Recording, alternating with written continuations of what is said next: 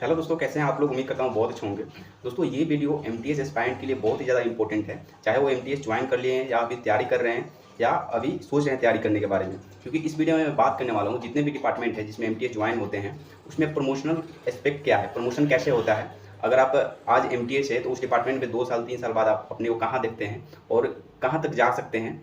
जैसे कि आपको पता होगा एमटीएस 1800 ग्रेड पे का जॉब है, मतलब बेसिक पे 18,000 होता है और इसमें जो आपका सैलरी आता है अभी के टाइम में 50% डीए के साथ 32,000 के करीब 31,000 32,000 के करीब आ जाता है। ठीक है, तो अगर हम बात करें जैसे कोई भी डिपार्टमेंट हो, चाहे सीबीडीटी हो जिसको हम इनकम टैक्स डिपार्टमेंट बोलते हैं, चाहे सीजीए हो, चाहे पीसीडीए हो, चाहे हमारा आर्कियोलॉजिकल सर्वे ऑफ इंडिया हो, चाहे बोटेनिकल सर्वे ऑफ इंडिया हो, चाहे डिपार्टमेंट ऑफ एटॉमिक एनर्जी हो, बहुत सारे डिपार्टमेंट है जो इसमें मैं लिया हूँ। तो अपने अपने डिपार्टमेंट का अपना देख लीजिएगा कैसा मतलब कौन से डिपार्टमेंट में सबसे बढ़िया प्रमोशन है, कौन से डिपार्टमेंट सबसे मतलब कि बदतर प्रमोशन है, मतलब बढ़िया नहीं होता है। मैक्सिमम सारे जो गवर्नमेंट डिपार्टमेंट है प्रमोशन सही होता है। ठीक है, प्रमोशन के लेकर आप लोग ये नहीं कर सकते हैं, लेकिन जो रूल्स है कैसे होते हैं सबका डिपार्टमेंट का रूल्स बनाया गया है कि इसमें इतने दिन बाद आप ये बन सकते हैं, डिपार्टमेंटल एग्जाम में इतने ग्रेड पे जा सकते हैं इस एग्जाम को देके। तो ये सारी चीज़ को देखेंगे। ठीक है, और ये जो मैंने डाटा लिया है मैंने अपने दोस्तों से बात करके लिया है जो किसी ना किसी डिपार्टमेंट में अभी कार्यरत है, और चाहे कहीं से भी मेरे को डाटा उस डिपार्टमेंट के बारे में मिला, क्योंकि आपको पता होगा कि मैं एमटीएस में पहले था, इसके पहले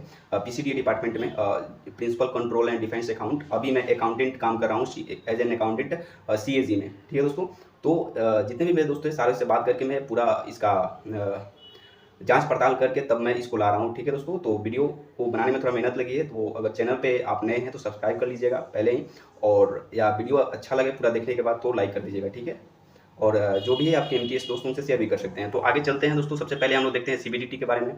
तो सीबीडीटी दोस्तों यहाँ पे इसका फुल फॉर्म होता है central board of direct taxes. ठीक है, इसको हम लोग आजकल जो भी ज्वाइन यहाँ पे करते हैं इनकम टैक्स डिपार्टमेंट ही बोलते हैं, या जो भी मैक्सिमम लोग इनकम टैक्स डिपार्टमेंट इसको नाम से जानते हैं। ठीक है, तो अगर आप इसमें एमटीएस के रूप में ज्वाइन करते हो सीबीडीटी में, तो आप मिनिमम 2 से 3 साल में टैक्स असिस्टेंट बन सकते हैं। ठीक है, मतलब कि टैक्स असिस्टेंट 2 से 3 साल में आप बन सकते हैं। इसके लिए कुछ नहीं करना होता है, बस एक एग्ज़ाम होता है जिसमें टाइपिंग टेस्ट होता है, उसको आप पास कर ले और जिसको डिपार्टमेंटल एग्जाम में बोलते हैं, तो आप टैक्स असिस्टेंट बन सकते हैं 2 से 3 साल में। समझ लीजिए एमटीएस ज्वाइन किए तो 2 साल तो प्रोबेशन पीरियड ही क्लियर करने में आपको लग जाएगा, फिर 2 साल के बाद आप एलिजिबल होंगे। कोई भी प्रोबेशन पीरियड में आप डिपार्टमेंटल एग्जाम नहीं दे सकते हैं, ये याद रखिएगा। प्रोबेशन पीरियड वो होता है बेसिकली जिसमें कि आपको डिपार्टमेंट जांच पड़ताल आपके बारे में करता है, सारी चीज़ों को देखता है, तब आपको जो परमानेंट किया जाता है। ठीक है, तो ये क्लियर होने के बाद आप कोई भी डिपार्टमेंट में डिपार्टमेंटल एग्जाम दे सकते हैं। तो अगर इनकम टैक्स डिपार्टमेंट के बारे में बात करें तो टैक्स असिस्टेंट बन सकते हैं 2 से 3 साल के बारे में बाद में। 2 से 3 साल इसलिए मैं बोल रहा हूँ क्योंकि हो सकता है कि जब आप अपना प्रोबेशन पीरियड क्लियर करें उस टाइम एग्जाम का नोटिफिकेशन नहीं आया हो टैक्स असिस्टेंट के लिए, तो हो सकता है 3 साल भी लग जाए। ठीक है, तो ये जो है 2400 गेट पे का जॉब है, आपको पता होना चाहिए जो टैक्स असिस्टेंट है। ठीक है, मतलब इसका बेसिक भी 25,500 होगा। फिर सीनियर टैक्स असिस्टेंट जो कि 2800 गेट पे की जॉब है, जो 4 से 5 साल के बीच में आप बिना एग्जाम दिए बन सकते हैं। ठीक है, 2 साल बाद। फिर आप इनकम टैक्स इंस्पेक्टर भी बन सकते हैं एमटीएस से 6 से 10 साल में। ऐसे मिनिमम ऐसे 6 साल है, पहले बनते थे लेकिन अब थोड़ा मुश्किल है, तो इसलिए लेके चलिए कि 10 साल के अंदर आप इनकम टैक्स इंस्पेक्टर बन सकते हैं अगर सीबीडीटी में अगर ज्वाइन कर रहे हैं एज एन एमटीएस। तो ठीक है, तो ये ध्यान रखिएगा, ये सीबीडीटी का प्रमोशनल एस्पेक्ट है। अगर नेक्स्ट डिपार्टमेंट का दोस्तों बात करें थोड़ा जल्दी देखेंगे क्योंकि और सारे डिपार्टमेंट भी देखना है, तो थोड़ा टाइम लग जाएगा, हो सकता है कि अगर जल्दी ना बताऊँ तो ये हो। अब दूसरा बात करते हैं दोस्तों पीसीडीए डिपार्टमेंट, जो कि जिसका नाम है principal control of defence account या सीडीए, सेंट्रल डिफेंस अकाउंट या कंट्रोल ऑफ डिफेंस अकाउंट या सीजीडीए, सब इसी के अंतर्गत आते हैं।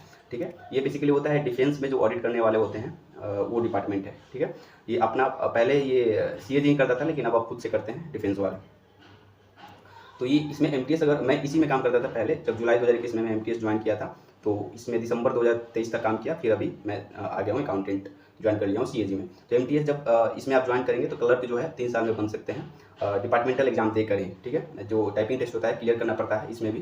पहले जो था दोस्तों इसमें जब आप प्रोबेशन क्लियर कर लेते हैं, और एक और बात दोस्तों ऊपर मैं बताना भूल गया कि आपका ग्रेजुएशन क्लियर होना चाहिए। ठीक है, अगर आप टैक्स असिस्टेंट जाना चाहते हैं या सीनियर टैक्स असिस्टेंट ऊपर वाला जो मैं बताया इनकम टैक्स डिपार्टमेंट का, तो उसमें आपका ग्रेजुएशन हो गया होना चाहिए। ठीक है, और यहाँ पे और ग्रेजुएशन ऐसा नहीं है कि दोस्तों कि आप ज्वाइन करने के बाद ग्रेजुएशन कर रहे हैं वो भी रेगुलर से नहीं कर सकते हैं, रेगुलर ओपन से कर सकते हैं, जैसे इग्नू से कर सकते हैं आप ज्वाइन करने के बाद, या पहले अगर क्लियर कर लिए ज्वाइन करने से पहले, तब कोई दिक्कत नहीं है। ठीक है, तो यहाँ पे पीसीडीए में दोस्तों पहले ये था कि 3 साल में आप एक एग्जाम होता था एसएस। ठीक है, एसएस एग्जाम में ये होता है कि आप इसका पार्ट 1 क्लियर करेंगे, 2 एग्जाम होता है इसमें, पार्ट 1 पार्ट 2। पार्ट 1 क्लियर करेंगे तो आप ऑडिटर या अकाउंटेंट बन जाते थे, और पार्ट 2 क्लियर करेंगे तो डबल बन जाते थे। ठीक है, दोनों का क्लियर करने के बाद 3 साल में जब प्रोबेशन पीरियड क्लियर करेंगे तो 3 साल के अंदर में आप डबल बन सकते हैं, ऑडिटर भी बन सकते हैं। तो ग्रेजुएट एमटीएस के लिए एक अलग से एग्जाम होता था, लेकिन दोस्तों इसको बदल के अब 3 साल से 6 साल कर दिया गया है। मतलब कि आप 3 साल के अंदर में आप मिनिमम क्लर्क बन सकते हैं, ठीक है। आपको मतलब पहले क्लर्क बनना पड़ेगा, डिपार्टमेंटल एग्जाम देके और टाइपिंग टेस्ट देके क्लर्क बन जाएंगे। उसके बाद 3 साल के बाद आप एलिजिबल होंगे क्या, ऑडिटर और अकाउंटेंट बनने के लिए, ठीक है, या AAO बनने के लिए, ठीक है। तो ये पार्ट 2 क्लियर करने के बाद AAO बनते हैं, या पार्ट 1 क्लियर करने के बाद ऑडिटर अकाउंटेंट बनते हैं। ऑडिटर और अकाउंटेंट जो है दोस्तों आपको 2800 ग्रेड पे का जॉब है, और क्लर्क जो है 19,900 ग्रेड पे का जॉब है, मतलब 2000 मान सकते हैं। और ये AAO जो होता है असिस्टेंट ऑडिट ऑफिसर या असिस्टेंट अकाउंट ऑफिसर, ये गेजेटेड ऑफिसर के अंतर्गत आता है। जैसे आपको पता है कि CGL के थ्रू भी AAO बनते हैं डायरेक्ट, और ये जो होता है दोस्तों 4800 ग्रेड पे का जॉब होता है, जिसमें लगभग आपको 90,000 के आसपास सैलरी आएगी, ठीक है। तो ये ध्यान रखिएगा, ये AAO जो है आप PCDA CGDA में भी ज्वाइन करके बन सकते हैं 6 साल 8 साल में। लेकिन हाँ ये बात है, SAS क्लियर करना पड़ेगा, इसको देखिए। तो ये हो गया PCDA CGDA। अब बात करते हैं दोस्तों नेक्स्ट डिपार्टमेंट CAG CGA। तो CAG में दोस्तों अभी मैं कार्यरत हूँ, और CGA जो है central general accounts, control of general account से होता है। ये controller auditor general of India इसको कहते हैं, ठीक है। इसके लिए अलग से एक कॉन्स्टिट्यूशन में आर्टिकल बनाया गया है 148 से 151 तक, आपको पता होगा, ठीक है। और CGA ये मैक्सिमम इसका दिल्ली में पोस्टिंग होता है, इसमें भी MTS का रिक्रूटमेंट होता है। तो अगर बात करें दोस्तों दोनों का जो है प्रमोशनल एस्पेक्ट सेम ही है अभी के टाइम पे।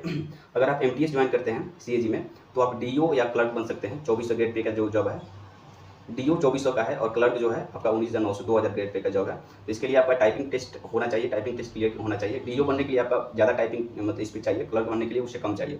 तो दोनों के लिए आप एलिजिबल है, जो टाइपिंग स्पीड आप क्लियर करेंगे उसके अनुसार आपको बना दिया जाएगा। तो MTS से DO बनने के लिए आपको 2 से 3 साल मिनिमम चाहिए, डिपार्टमेंटल एग्जाम इसमें भी होता है, ठीक है। अगर बात करें दोस्तों ऑडिटर अकाउंटेंट बनने के लिए, तो ऑडिटर अकाउंटेंट बनने के लिए जैसे कि PCDA में था, इसमें भी SAS पार्ट 1 क्लियर करना पड़ता है। और दोस्तों ये जैसे ही आप क्लर्क या DO बनेंगे, उसके बाद एलिजिबल हो जाएंगे इसमें तुरंत ऑडिटर अकाउंटेंट के लिए। उसमें ऐसा नहीं है, PCDA में आपको 6 साल लग जाएगा जाने के लिए, लेकिन ये आप अगर 3 साल में क्लियर कर लेंगे तो अगले साल आप SAS का एग्जाम होता है, तो ये दे सकते हैं ऑडिटर अकाउंटेंट का एग्जाम, ठीक है। और पार्ट 1 क्लियर करेंगे तो इसमें भी ऑडिटर अकाउंटेंट, और पार्ट 2 क्लियर करेंगे तो AAO बन जाएंगे इजीली। दोनों साथ में क्लियर करेंगे तो AAO बन जाएंगे। तो इसलिए आपको ये सब पता होना चाहिए, ये इजी है। मतलब कि CAG और CGA में जो है प्रमोशन सही है। तो मैं ऐसे बंदों को जानता हूँ जो कि अभी as an clerk DO join किए थे, अभी 3-4 साल के अंदर में वो AAO बन गए हैं, ठीक है। मतलब 3 से 4 साल के अंदर में। और MTS जो ज्वाइन किए वो अभी भी AAO मतलब कि एग्ज़ाम पास कर गए हैं अभी वहाँ पे। अब उनका बस केवल वो आएगा जो ये आता है ना ऑर्डर, तो वो बन जाएंगे फिर AAO। तो ऐसे कैंडिडेट्स भी हैं। तो CAG CGA में भी डिपार्टमेंट जो प्रमोशनल एस्पेक्ट है वो सही है। अब बात करते हैं दोस्तों MES मिलिट्री इंजीनियरिंग सर्विस, जो कि अभी बहुत सारे कैंडिडेट्स उसमें ज्वाइन किए हैं। तो मिलिट्री इंजीनियरिंग सर्विस में अगर आप एज एन MTS ज्वाइन करते हैं, तो 2 से 3 साल में जो है जूनियर एडमिनिस्ट्रेटिव असिस्टेंट बन सकते हैं। इसमें भी डिपार्टमेंटल एग्जाम होता है। तो ये जो है आपका क्लर्क के लेवल का ही जॉब है, मतलब कि 19,900 2000 ग्रेड पे का जॉब है ये। तो 2 से 3 साल में आपका टाइपिंग टेस्ट क्लियर करके ये बन सकते हैं। फिर आप सीनियर एडमिनिस्ट्रेटिव असिस्टेंट बन सकते हैं 6 साल के अंदर में। ये 2800 ग्रेड पे का जॉब है।